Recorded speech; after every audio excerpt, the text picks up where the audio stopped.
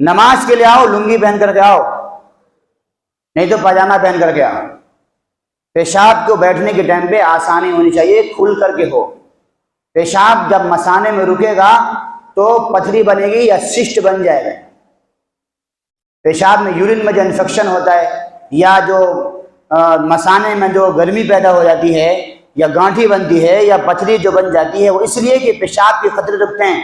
اللہ کے رسول نے جو سنت بیان کی ہے نا، بیٹھ کر کے جب آدمی بیٹھتا ہے نا تو یہ اونچا اوپر آ جاتا ہے، پیشاب کی تھیلی یوں سامنے اوپر آ جاتی ہے اور یوں ہے نا پانی پیشاب نیچے آ جاتا ہے، ایک قطرہ بھی نہیں بچتا۔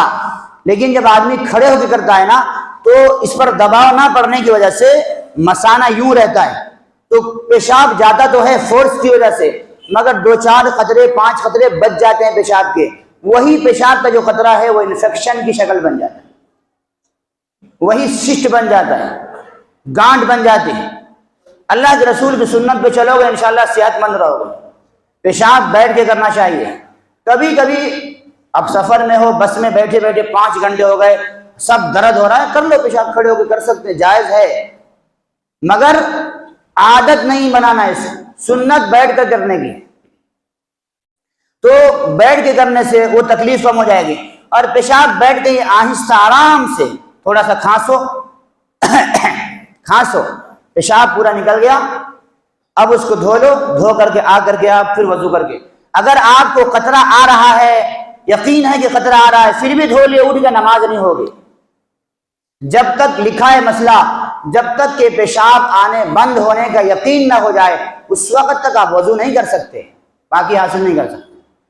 تو یہ بہت برا طریقہ ہے کہ لوگ بہت ٹائٹ پینٹ پہنتے ہیں اور پیشاب کرنے کے لیے آتے ہیں، اور پیشاب دیکھتا ہوں تھوڑا بیٹھ کے کرتے ہیں، پھر تھوڑا کھڑے ہو کے کرتے ہیں، اور پھر پانی جو ڈالتے ہیں اوپر سے ڈالتے ہیں، چلتے بنتے ہو۔ ایسا نہیں ہے طریقہ، یہ سیکھنا چاہیے۔ میں اس سے پہلے بھی کئی مرتبہ پاکی صفائی کے مسائل بیان کیا ہوں۔ تو یہ جو پاکی حاصل نہیں ہوتی ہے، چلو یہ تو بیچارے نمازی جو لوگ ہیں وہ لوگ پانی وانی ڈال تو لیتے ہیں، جو نماز ہی نہیں پڑھتے نا وہ لوگ کیا کرتے ہیں، بس پیشاب کرے اور چلتے بنے، دھوتے ہوتے نہیں ہیں۔